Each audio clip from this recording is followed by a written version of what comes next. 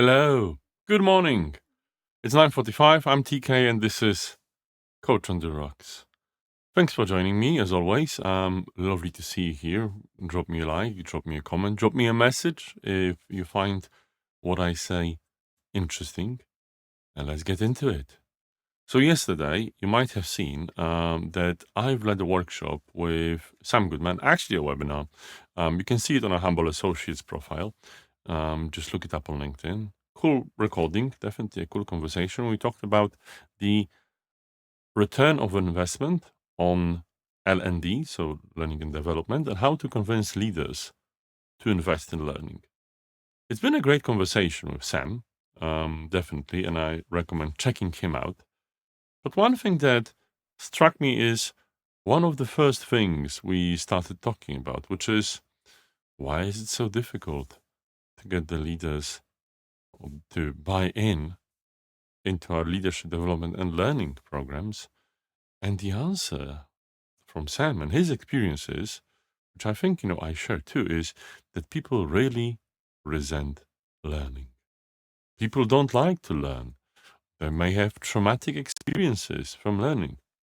School, university, all this wasn't, I mean, maybe it was a great time for people for other reasons, hopefully, but not for many when it comes to learning. And it's a shame. And he quoted it as a big reason why we can't get the leaders to buy in. And I was shocked. But then the realization came to me that, yeah, he's quite right. And I've always seen it myself. I just didn't realize that's the case. Most people don't like to learn. I guess it's a natural mechanism, right? In modern neuroscience, we believe in neuroplasticity throughout our lives, but I think we have to say that it consumes a lot of energy to rewire our brain, to make sure that, we learn something new. It's hard. We are forced to do it when we're young. In fact, our brains possibly are a bit more used to it. Refer you to wonderful neuroscientists. But as we get older, we develop a habit of like, okay, well, I know what I know. It's fine. I have my own experience. I need to value it.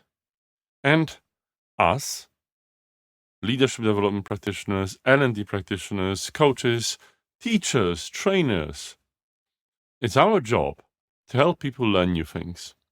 It's not the easiest job in the world, and it can be quite thankless at times because of this very reason. Most people don't like to learn. So have a listen to our webinar. You will see Sam giving a couple of tips.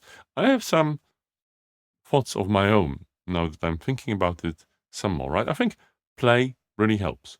Getting people to be in a playful mood reminds them of the time when learning was fun. In fact, it should be fun. Having fun while learning is exceptionally beneficial if you do it right. Having a purpose in learning, making sure that, you do it because you feel the urge to do it, not because you're just forced to and you don't really believe it, your brain will definitely tell you that you shouldn't.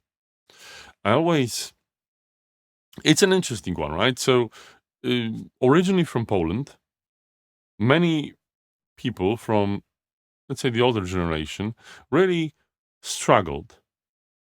And it's been a source of, maybe complexes and such, that they don't speak English.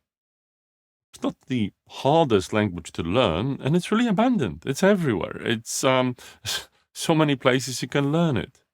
And yet people don't. And it's like, why? It's not the hardest thing to learn. It's a reasonably straightforward language to use, and you can really learn the basics and you'll be communicating. I mean, I'll have to tell you, you're obviously listening to me in English. But many people don't. And I was thinking, what's the problem? And it's not because they're older. It's because they, really find it difficult. It's not a pretty story, but I always say the following phrase. Years ago, when we had some misunderstandings, consequential ones in Europe, many people very suddenly, regardless of their age, managed to very quickly learn German. It was a necessity of life or preventing death. Less said the better, but with a need, there was a way. People found the ability to learn, even in their, where they normally wouldn't. And there's many examples of that happening. I love learning myself. I don't want to bring the images of people learning a language under occupation because their, life depends on it. What I want to bring is help people understand why they're doing the thing they're doing, help them discover it, and don't force them not to do it when they don't want to, when there's no point. There really isn't a point. Anyway, Sam has some better tips. Maybe not necessarily using the German language example, but then again, it's a live show, so it's on a. Probably shouldn't use this example as much. Hopefully, I'll have better examples for you tomorrow on the next episode of Coach on the Rocks. Stay tuned, and I'll see you soon. Bye bye.